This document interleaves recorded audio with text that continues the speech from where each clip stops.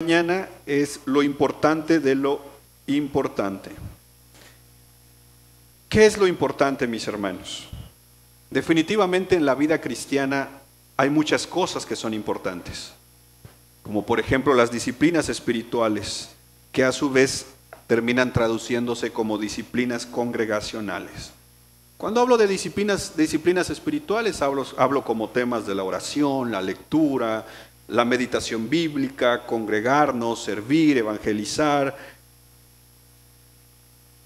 pero siempre entendiendo que la vida cristiana es sostenida por Dios, no por nuestras disciplinas. Nuestra vida se sostiene por Cristo, pero en esta que nos sostiene Cristo tenemos responsabilidades, y son esas disciplinas. Responsabilidades personales para con Dios y responsabilidades en comunidad en su iglesia. Me llama la atención, estudiando ahí un poquito de la época de los padres de la iglesia, cómo la iglesia, después del libro de los Hechos, literalmente comenzó a crecer en muchos aspectos. Lo sorprendente es que esos primeros cristianos, después de los apóstoles, no tenían una Biblia completa. El canon de la Biblia llegó muchos años después. Tenían algunas cartas por ahí, las de Pablo, las de Pedro, tenían el Antiguo Testamento, pero aún así, estas primeras congregaciones iban creciendo con muchísimos desafíos. Me impresiona de verdad cómo estas primeras congregaciones, que algunas están en la Biblia como Corintios, Filipenses, Efesios, Colosenses, estas congregaciones pasaban tiempos meditando en la palabra de Dios, pasaban tiempos escudriñando las Escrituras. Literalmente se hablaba de una práctica, de la contemplación divina, que no era otra cosa que literalmente tomar los textos bíblicos que tenían, meditar en ellos y contemplar lo que ellos decían, lo que hoy nosotros conocemos como meditación bíblica. Dice, por ejemplo, el historiador Javier Picasa, dice, en el principio, en esta primera época de la iglesia, los cristianos no tenían teologías sistemáticas, no tenían clases de teología, no tenían seminarios, no. Simple y sencillamente tenían acceso a los textos bíblicos. La vida cristiana giraba en torno a lo que tenían en el texto bíblico. De ahí sacaban sus conclusiones, de ahí sacaban sus ideas, de ahí sacaban todo lo demás. El texto bíblico era su teología sistemática. El texto bíblico era su texto, que usaban para discipular a las personas. El texto bíblico lo era todo para ellos. Diferente a un mundo agitado que vivimos hoy, con tantas cosas por hacer, con agendas netamente llenas muchas veces, conectados hoy a través de los teléfonos con medio mundo, pero a veces desconectados del que está a nuestro lado. Sabemos lo que está pasando del otro lado del mundo, pero no sabemos lo que pasa en el mundo del que nos saluda el domingo en la mañana. Hoy parece que la contemplación divina ha sido cambiada por la contemplación de una pantalla. Pasamos mucho tiempo entre nuestros celulares, entre nuestras computadoras, y muchas veces, si somos sinceros, no generalizo, pero muchos de nosotros, si pudiéramos hacer un examen de nuestro tiempo, parece ser que muy poco tiempo lo pasamos buscando el rostro de Dios, leyendo su palabra, escudriñando la Escritura. Si somos sinceros, nos cuesta encontrar espacios y tiempos para sentarte con tu Biblia sin ninguna otra distracción. Nos cuesta encontrar espacio y tiempo para pasar un tiempo orando con Dios. Nos cuesta encontrar espacio y tiempo para servirle a Dios. Siempre estamos muy ocupados, siempre tenemos muchas cosas que hacer, siempre hay algo que hacer, y si nos llega a quedar un espacio libre, algo hay que meterle. Es complicado. Nos cuesta priorizar a Dios. Y nuestra respuesta, cuando vemos que nuestra vida se desmorona porque no tenemos fundamentos sólidos, decimos, Dios sabe. Es más, algunos cuando llega la enfermedad, empezamos a hacer estas negociaciones con Dios. Señor, si tú me sanas, ahora sí te voy a servir. Señor, si tú me das este trabajo, ahora sí te voy a buscar. Señor, si tú haces esto, ahora sí. Y como hemos dicho en otras ocasiones, y si Dios no lo hace, entonces no le vamos a servir, entonces no le vamos a buscar. A veces decimos que amamos a Dios, lo cantamos, lo ponemos en nuestras redes sociales. Pero nuevamente, cuando se trata de priorizar a Dios en nuestras vidas, parece que ese amor se desaparece. Y el llamado es amar a Dios sobre todas las cosas. No estoy generalizando, pero yo creo que si cada uno analiza su vida cristiana, podríamos concluir que podemos amar más a Dios de lo que hoy le amamos. ¿O crees que ya lo amas suficiente? Yo creo que todos podemos seguir creciendo en amor. Pero ahí está la pregunta. ¿Qué es lo más importante en la vida cristiana? ¿Qué sería para ti lo no negociable en tu vida cristiana? ¿Cuál sería tu tesoro? Jesús dijo que donde está tu tesoro, está tu corazón. ¿Qué sería para ti tu tesoro?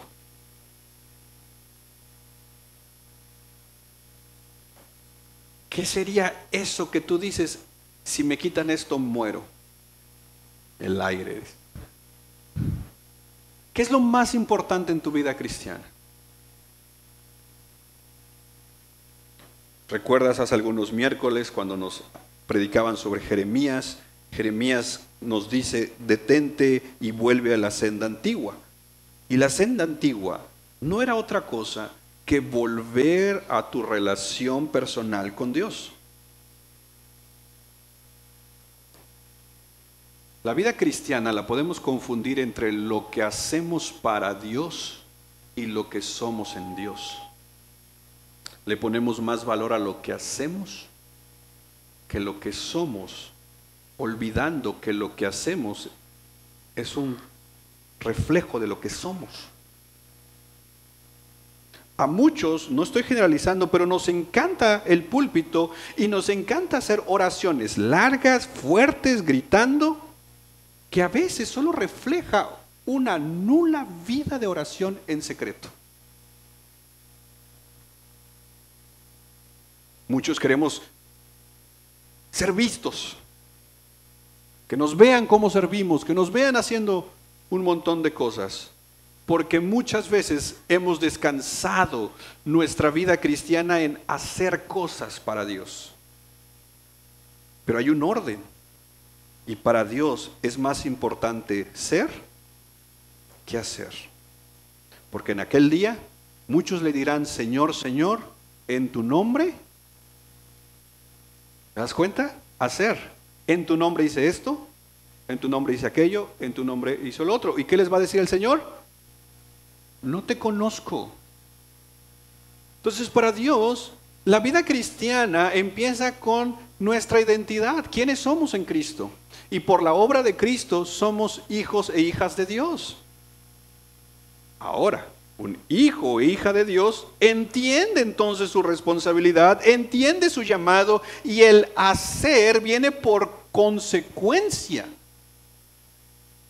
Jesús dijo, el árbol bueno va a dar frutos buenos, el árbol malo va a dar frutos malos, porque para que un árbol malo dé buenos frutos, ¿qué tenemos que hacer? Que el árbol cambie. Entonces, Dios ya ha hecho un cambio en tu vida, te salvó.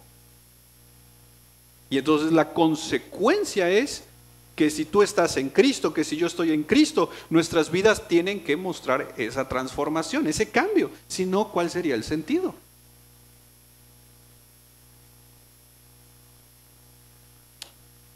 Y digo todo esto porque hemos caminado un par de capítulos en la carta de Primera de Timoteo y hemos dicho que Timoteo está pastoreando en Éfeso. Esta congregación, donde no era una congregación fácil de pastorear, habían unos conflictos internos bien complicados. Literalmente, si te acuerdas, veíamos cómo personas se creían maestros, usaban la ley, el Antiguo Testamento, para enseñar cosas que ni ellos entendían. Pero eso sí, querían que la gente los vieran como personas que sabían. Lo veíamos, ahí dice el pasaje. Gente que ni ellos mismos sabían lo que estaban diciendo, pero como sonaba novedoso, lo enseñaban.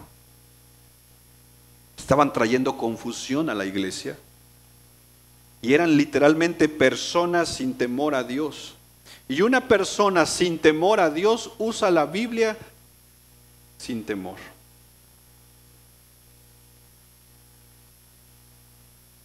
Una persona sin temor a Dios usa la palabra de Dios sin ningún temor. Una persona sin temor a Dios cree que puede usar la Biblia como quiera, sin reverencia. Porque lo que buscaban estas personas eran ser vistos como maestros. A ellos no les interesaba que vieran a Cristo, a ellos les interesaba que los vieran a ellos. Súmale que esta congregación, ¿me ayuda? Gracias. Pues ya se descontroló. Por eso queremos salón de niños. Vengan a construir, hermano, los invitamos. Súmale miren, ahora sí, regáleme su atención. Súmele a esta congregación de Éfeso, donde está Timoteo, este conflicto de supuestos maestros. Súmale que en esta congregación venían gente de diferentes contextos. A esta congregación de Éfeso venían personas de contextos religiosos bien diferentes. Venían personas del judaísmo, venían personas precisamente de las religiones paganas, que ahora literalmente estaban tratando de construir una congregación con un montón de ideas diferentes. Súmale a maestros que estaban mal enseñando la palabra, ¿qué tienes como resultado? Imagínate,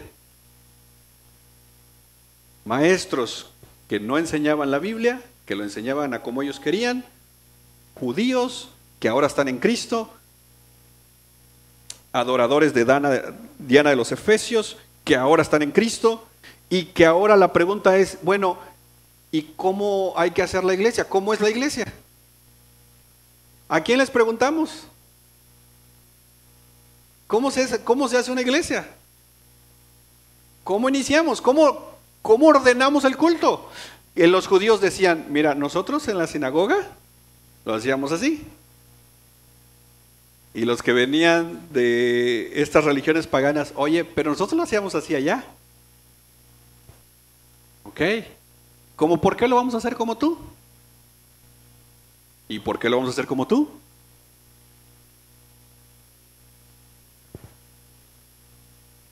Y las preguntas comenzaron a surgir.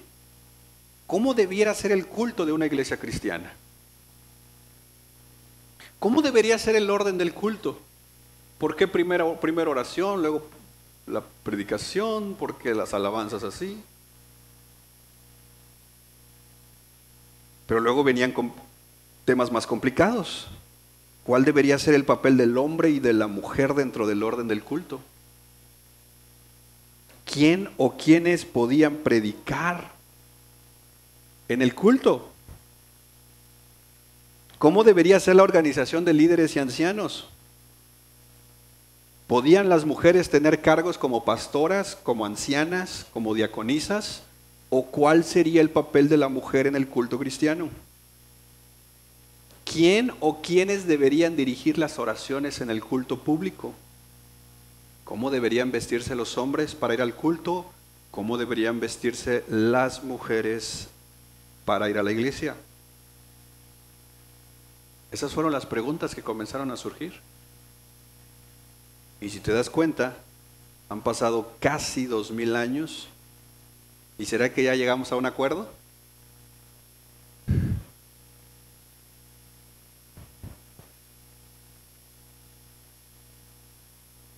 ¿2025? Y todavía andamos luchando con responder estas preguntas. Piensa en algunas de ellas. ¿Puede la mujer ser pastora?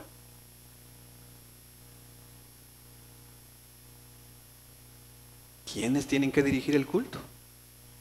Y si la mujer no puede ser pastora, ¿qué sí puede ser la mujer?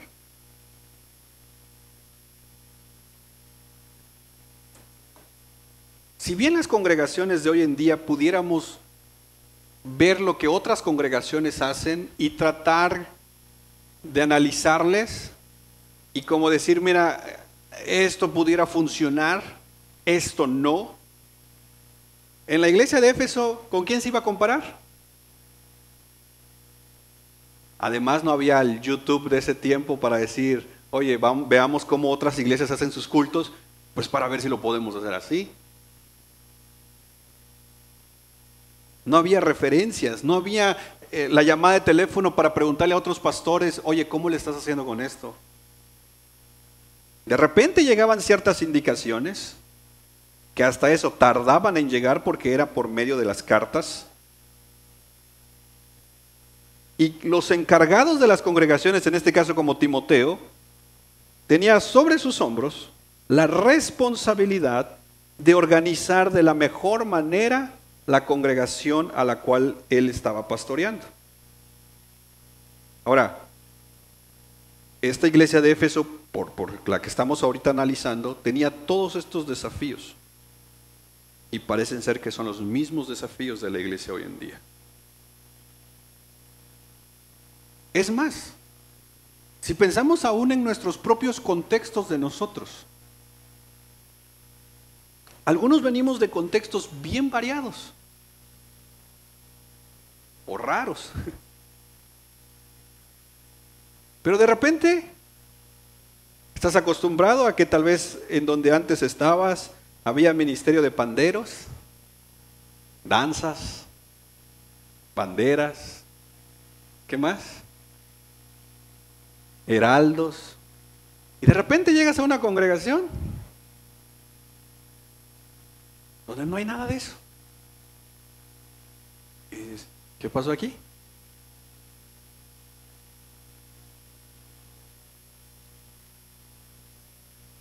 Algunos están acostumbrados a que el culto tenga cierto estilo. Recién estuve en un lugar donde el predicador, cuando le dieron el lugar, dijo, wow, el Espíritu Santo se ha derramado tanto esta mañana que no creo que me dé tiempo de predicar. Y yo estaba ahí, dije, ok. Y todos dijeron, qué bueno estuvo el culto hoy. ¿Y de qué predicaron? No, pero se sintió bonito. Y de repente llegas a una congregación que pareciera salirse un poquito del molde que tenemos. Y además, algunos se han ido diciendo que aquí no está el Espíritu Santo. Es que aquí no está el Espíritu Santo. ¿Por qué? Porque lo asociamos a sentir algo, y si yo no siento nada, por ende no está Dios aquí. Y la mala teología en eso es que entonces Dios es un sentimiento. Y de repente los miércoles tenemos 15 semanas en Cristología, 10 semanas en teología propia, y ahora vamos a ir a antropología bíblica.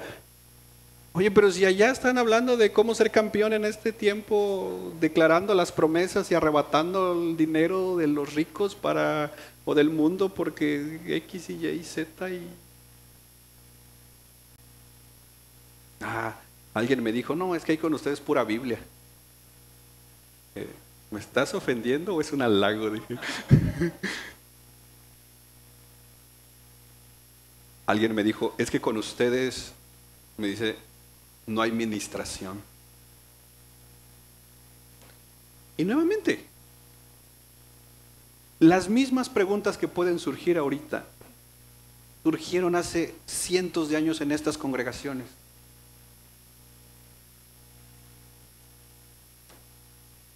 ¿Pueden las mujeres ser pastoras? Dices, pero es que allá yo tenía a mi pastora, mi madre espiritual. Y alguien nos dijo aquí a mi esposa y a mí, es que nos vamos de esta iglesia porque aquí no hay pastoras. ¿Qué lugar entonces sí puede tener la mujer en la congregación? ¿O qué pasa cuando en una congregación no hay hombres que se levanten para el liderazgo? ¿Qué pasa cuando los hombres no le entran al liderazgo, no quieren servir? Y las preguntas pueden seguir surgiendo y te aseguro que seguirán surgiendo. Y en querer responder esas preguntas, termina pasando muchísimo tiempo y lo que yo creo que después de la pandemia sobre todo explotó fue que un montón de personas, voy a incluir ahí, nos fuimos a internet, empezamos a ver otros tipos de predicación, empezamos a comparar la de nosotros y dijimos, algo aquí no está cuadrando. Y el fenómeno que hoy tenemos, y esto lo hemos platicado en eclesiología con otros pastores, es hay un éxodo de cristianos. Que literalmente queremos algunos, no digo que todos, pero están buscando lo que vieron en internet. Quiero esto. Y entonces empiezo a buscarlo.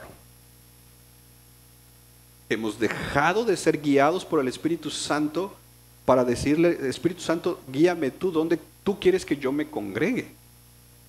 Porque yo soy parte del cuerpo de Cristo y el cuerpo de Cristo está diseminado en iglesias locales y el Espíritu Santo es el que va a guiarnos donde Él quiere que estemos.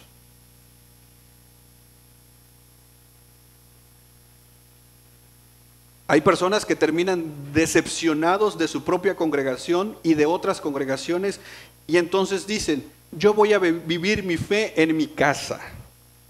Y apelan a la historia, según ellos, esta idea de la iglesia primitiva que se reunía en casas, diciendo yo y mi casa, dicen. Pero lo que no entienden es que se reunían en casas, porque en todo el Nuevo Testamento no hay elementos de templos, pero en las casas se reunían varias familias que eran la iglesia. Es más, el Nuevo Testamento, la iglesia siempre hablará de personas, no de lugares físicos. Ahora, ¿por qué comento todo esto? Porque quiero que vean, hermanos, por favor, quiero que vean estos, que los problemas que enfrentamos hoy en día como iglesia no son nuevos. En Éfeso estaban batallando, Timoteo, líderes, Pablo mismo, estaban batallando con encontrar la manera correcta de hacer los cultos. Es más, aquí nosotros, todos tenemos nuestras propias ideas de cómo sería un culto correcto. No, es que yo creo que el culto tendría que ser así y el pastor sí o sí tiene que poner saco.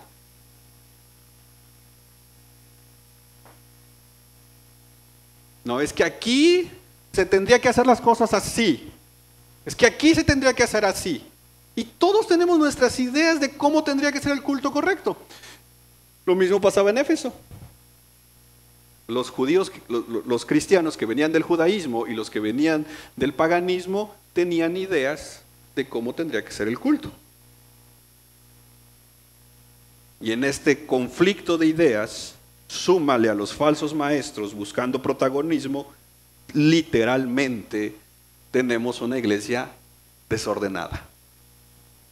Exjudíos diciendo es que se tiene que hacer así, expaganos diciendo es que y si lo hacemos así, y falsos maestros en el púlpito buscando el protagonismo. Eso era un desorden.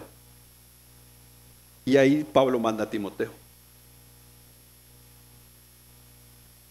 Y en medio de ese desorden, en medio de esas falsas enseñanzas, De repente, Pablo le escribe a Timoteo lo siguiente. Ve conmigo a tu Biblia en capítulo 2, versos 8 al 15.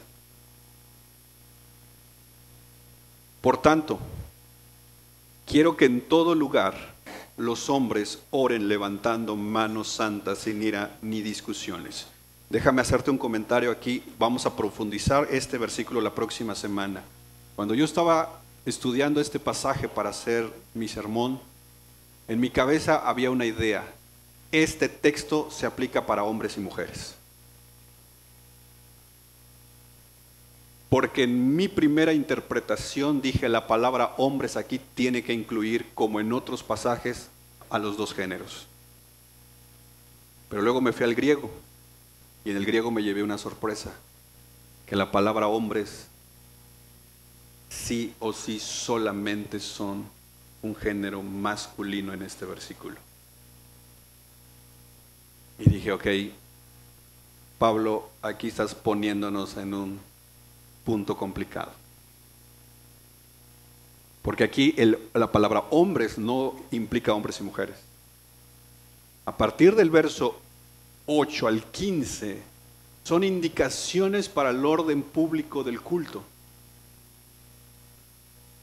Y aquí es por eso que también yo decidí que los miércoles, por lo pronto, no estudiemos la doctrina del Espíritu Santo y estudiemos antropología bíblica, porque vamos a ver 8 versículos las próximas semanas, donde uno es para los hombres y 7 versículos para las mujeres.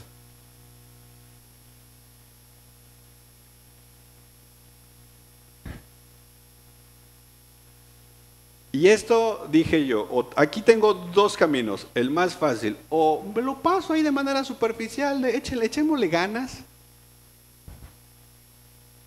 o vayamos a ver lo que Dios está diciendo. Y esto va a implicar, por eso te digo que ojalá venga los miércoles. Porque mira, el versículo para los hombres es este: hombres, varones, oren, ¿qué? Sin ira ni discusiones, y ya. Acabó tu indicación.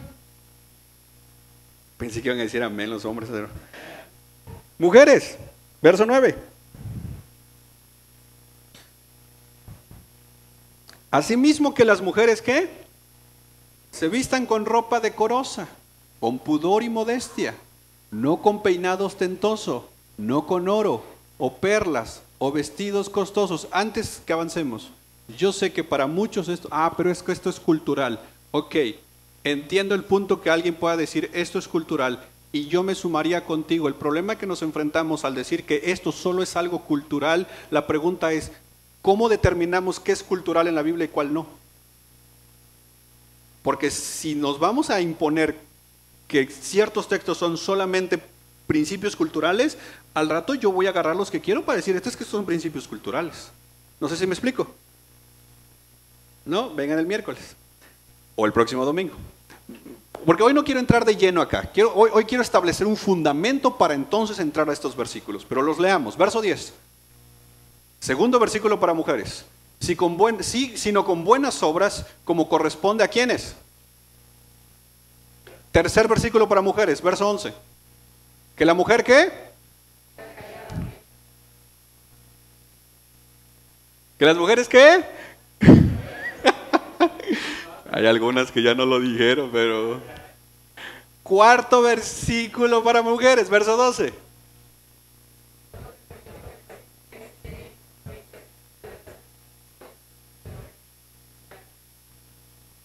Quinto versículo para las mujeres, verso 13.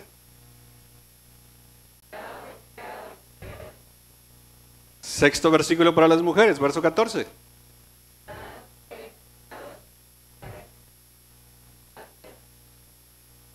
Séptimo versículo para las mujeres.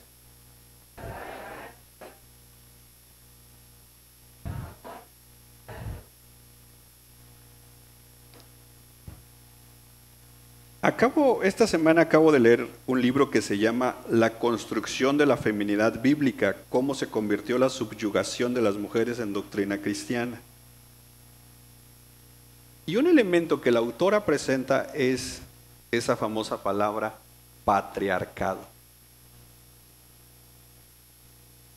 Y entonces aquí la pregunta es, ¿estos versículos es patriarcado cristiano?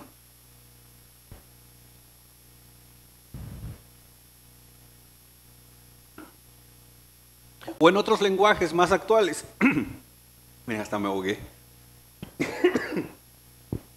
Ahora, la Biblia habla de patriarcado. ¿Cómo se le llamaban a los hombres, sobre todo las cabezas de hogar en el Antiguo Testamento?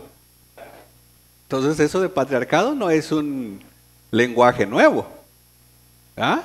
Tenemos a los patriarcas que tenían... Ok, otros dicen, y algunos en este libro, la autora decía, por ejemplo, algo así como, estos solamente son, les llaman, ojo, machismos o micromachismos dentro de la iglesia, para mantener a la mujer subyugada. ¿Pablo está en contra de las mujeres? Y nuevamente, la pregunta que aquí se ha hecho es, ¿qué tanto de esto es cultural? ¿Cómo determinar que solamente Pablo está dando indicaciones para ese tiempo? Porque hay textos que son dados solamente para ese momento. Y si son, vamos a suponer que si son textos solo dados para ese momento, la pregunta es, ¿cuál es el principio eterno? Porque algo Dios está hablándonos acá. Si decimos es que esto es solo para ellos, entonces ¿para qué está en la Biblia? La Biblia dice que toda la escritura es inspirada por Dios y útil. Si decimos que aquí no hay un mensaje para la iglesia hoy en día, entonces sería inútil. Entonces, algo Dios quiere hablarnos aquí. La pregunta es ¿qué? Y lo más fácil es irnos por la superficie. A ver, varones, oren alzando las manos, así dice, ¿verdad? Y entonces, ¿por qué no alzamos las manos cuando oramos?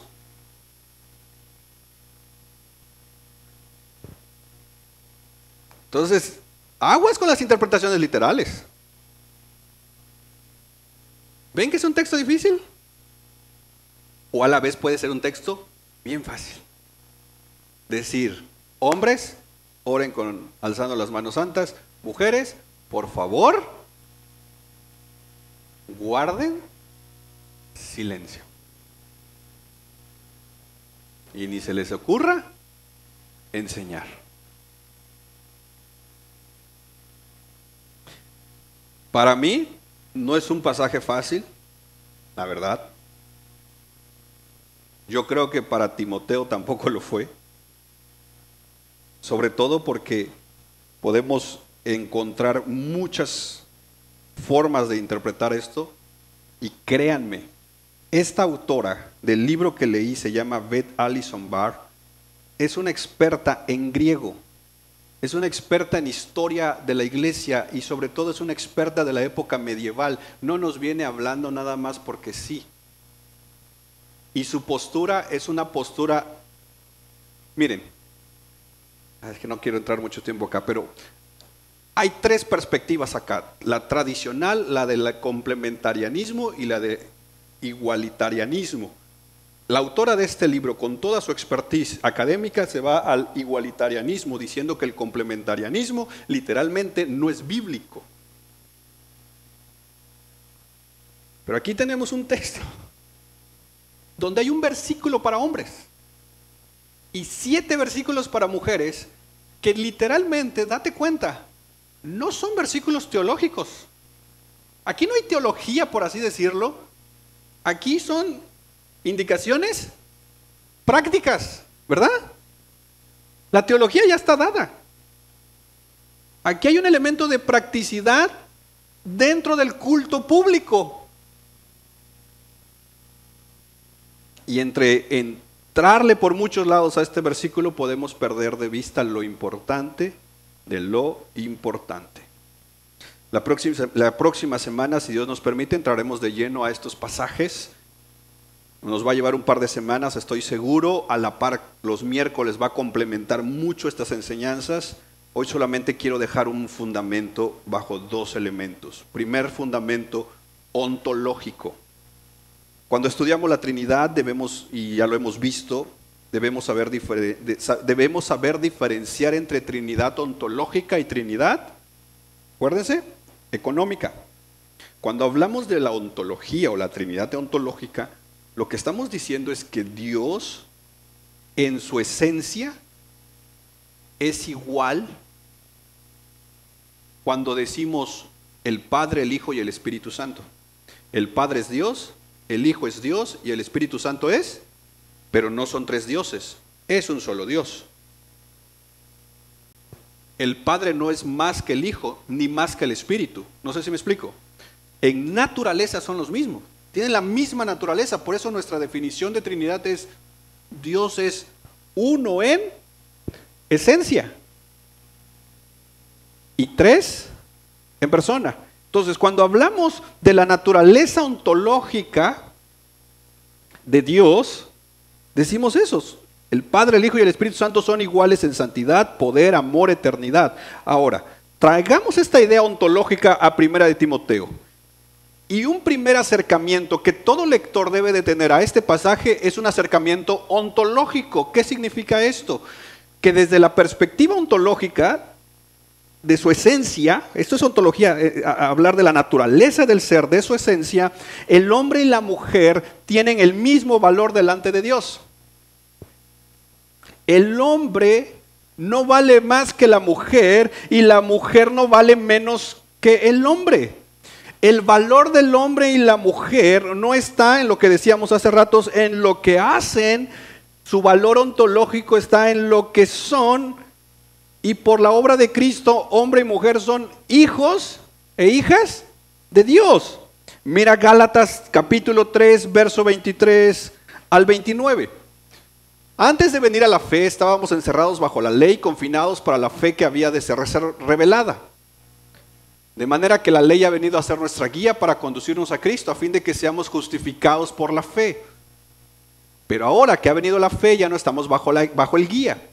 Pero todos ustedes, ¿qué dice? Son mediante la fe en Cristo Jesús. ¿Todos ustedes qué son? Ok, verso 27. Porque todos los que fueron bautizados en Cristo, de Cristo se han revestido. Verso 28, aquí está el énfasis. No hay judío, ni griego, no hay esclavo, ni libre, no hay hombre, ni mujer, porque todos ¿qué son? Pablo está diciendo que delante de Dios como un valor, el hombre y la mujer valen lo mismo. Este es el valor ontológico. Este es el fundamento ontológico del hombre y la mujer. No hay delante de Dios alguien que valga más. Por favor, esto es clave para acercarnos a Primera de Timoteo. El valor de cada uno de nosotros está, como dice Pablo, en que somos hijos de Dios. ¿Pablo está quitando las diferencias naturales entre el hombre y una mujer? No, porque el hombre y la mujer por naturaleza son diferentes. ¿Ya ven cómo se llama la serie de los miércoles? Iguales, pero diferentes. Ahí está. ¿Iguales en qué? ¿En qué somos iguales? En valor, pero somos diferentes en nuestro físico, en todo. Un hombre no es igual a una mujer y una mujer no es igual a un hombre, pero son iguales en valor. Pablo no está diciendo que delante de Dios por Cristo tenemos diferentes valores, no. En el valor ontológico del ser humano, del hombre y la mujer en Cristo, Dios no tiene preferidos. Nadie puede decir es que está más cerca de Dios, no.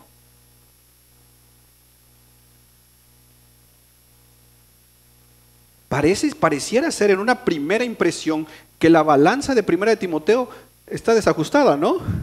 Un versículo para el hombre y 7 para mujeres. La balanza pareciera así. Pero cuando empezamos a ver el elemento ontológico, vamos a darnos cuenta que el tema del valor de hombre y mujer están así. Porque tú y yo valemos la sangre de Cristo. Si nos brincamos este fundamento, nos vamos a meter en un montón de problemas de interpretación y yo creo que es justamente lo que ha pasado hoy en día. Pero hay un segundo fundamento y es el fundamento económico. Por favor, no es de dinero. Cuando estudiamos la Trinidad económica, debemos entender que es el tema de sus funciones. La palabra economía viene del griego oikonomía, que literalmente significa la administración de una casa, la administración de un lugar. Por eso se habla de la economía de un lugar como la administración de ese lugar. Y cuando hablamos de la Trinidad económica, lo que estamos diciendo es, el Padre es la primera persona de la Trinidad, el Hijo es la segunda persona de la Trinidad y el Espíritu Santo es la tercera persona de la Trinidad. ¿Significa que el primero vale más que el tercero? No. ¿Pero por qué nuestro lenguaje es así? Porque no estamos, cuando hablamos de la primera, segunda o tercera persona de la Trinidad, no estamos hablando de su valor, estamos hablando de su función.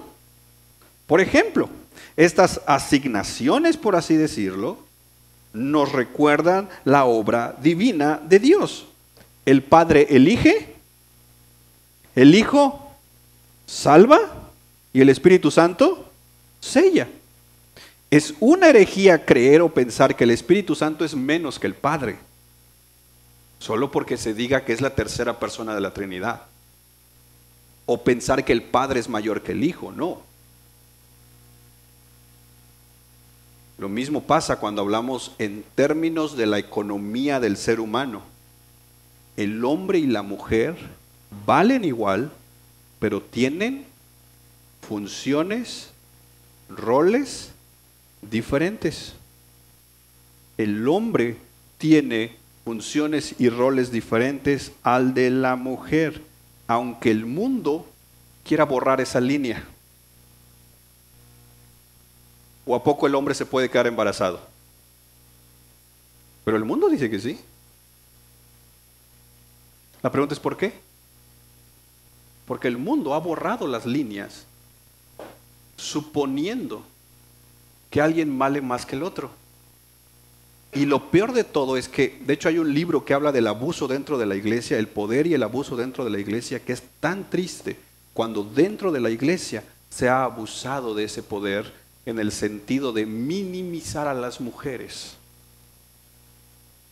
Eso es triste. Pero ojo aquí, quien determina las funciones del hombre y la mujer no es el hombre y la mujer. ¿Sabes quién lo determina? Dios. Si yo no estoy de acuerdo con mi rol, ¿con quién tengo que pelear? Con el que me hizo. Y eso es lo que el mundo está haciendo. El hombre no quiere ser hombre, quiere ser. Y la mujer no quiere ser mujer, quiere ser. ¿Ven la distorsión del pecado? Pero mira lo que Pablo dice, 1 Corintios 11:3. Pero quiero que sepan que la cabeza de todo hombre es, y la cabeza de la mujer, y la cabeza de Cristo. ¿Ok? ¿Qué estamos viendo aquí? La economía de la creación del hombre y la mujer. Aquí no estamos hablando de valores. Dentro del valor ya dijimos, no hay hombre ni mujer. Todos somos iguales porque valemos igual. Pero aquí Pablo está diciendo que la cabeza de la mujer es el hombre. ¿Vale más el hombre que la mujer porque él es la cabeza? No. Lo triste es cuando se cree que sí. Y curiosamente hay muchos que piensan así. Cuidado. Que las ideas del mundo no entren en nuestras cabezas.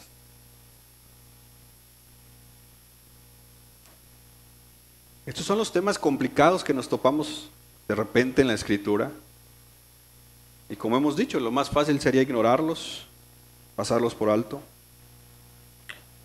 Pero precisamente en un tiempo donde las líneas entre hombre y mujer parecen perderse, donde el discurso que nos llega parece ser que solo hay víctimas y victimarios, donde las palabras patriarcado y feminismo parecen estar literalmente en una batalla campal.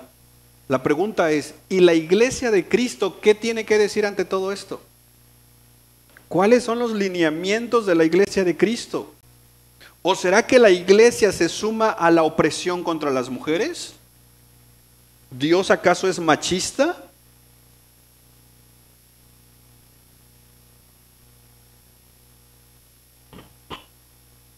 ¿Dios apoya el patriarcado?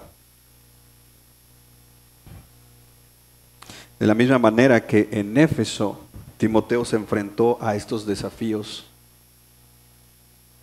hoy nosotros como iglesia estamos también enfrentando desafíos. Y necesitamos pararnos,